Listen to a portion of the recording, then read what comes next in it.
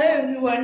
তো আজকে আমি তোমাদের সাথে শেয়ার করছি চাউমিন রেসিপি। আজকে আমি আমার মায়ের হাতের রেসিপি তোমাদের সাথে শেয়ার করছি। আমার মা যেভাবে আমি যখন স্কুলে পড়তাম তো যেইভাবে বাচ্চাদের জন্য চাউমিন বানিয়ে দিত, এই চাউমিনটা আমি সেইভাবেই বানাবো একদম। কিন্তু এটা স্কুল গোয়িং বাচ্চাদের জন্য একদম বেস্ট রেসিপি হতে চলেছে। অবশ্যই রেসিপিটা পুরোটা দেখো এবং আমাকে জানিও যে কেমন লাগলো তোমাদের। ঠিক আছে, চলো লেটস স্টার্ট দ্য ভিডিও।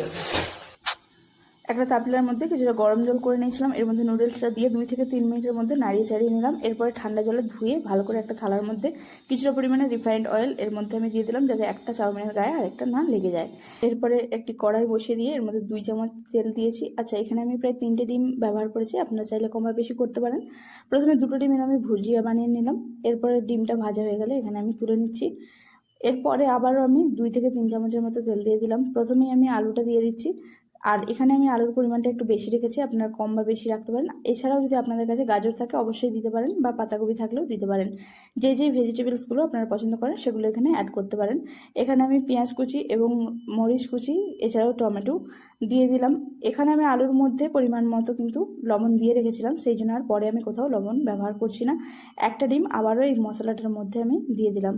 এরপরে চাউমিনটা অল্প অল্প করে দিয়ে ভালোভাবে মিক্স আপ করে নেব। দেখুন, আমি একবারে না দিয়ে সমস্তটা একটু একটু করে দিয়ে কিন্তু মিক্স আপ করে নিচ্ছি। এরপরে চাউমিনের উপরে দিয়ে দিচ্ছি গোলমরিচের পাউডার। অবশ্যই ব্ল্যাক পেপার পাউডার আপনারা দেবেন, তবে বাচ্চাদের ক্ষেত্রে এটা অল্প পরিমাণে দেবেন। আর দিচ্ছি জিরা পাউডার। এটা কিন্তু দেওয়ার সাথে সাথে খুব সুন্দর স্মেল বেরোতে শুরু করেছে। কিছুটা পরিমাণে আমি এখানে ভিনেগার অ্যাড করেছি, আপনারা চাইলে লেবুর রসও দিতে পারেন, এছাড়া স্কিপ করতে পারেন। তো যদি আপনারা এছাড়াও কোনো সস ব্যবহার করেন তাহলে অবশ্যই নুনটা একটু দেখে দেবেন, কারণ সসের মধ্যে লবণের পরিমাণ থাকে, তো সেই কারণে লবণটা অবশ্যই একটু চেক করে নেবেন। দেখুন, এখানে সার্ভ করে দিলাম, দেখতে খুব সুন্দর লাগছে। এবারে খেয়ে বলছি কেমন হয়েছে। সত্যি কথা বলতে এরকমই আমার মা সবসময় বাড়িতে চাউমিন বানায়, তো আমার কিন্তু মোটামুটি বেশ ভালোই লাগছে। আপনারা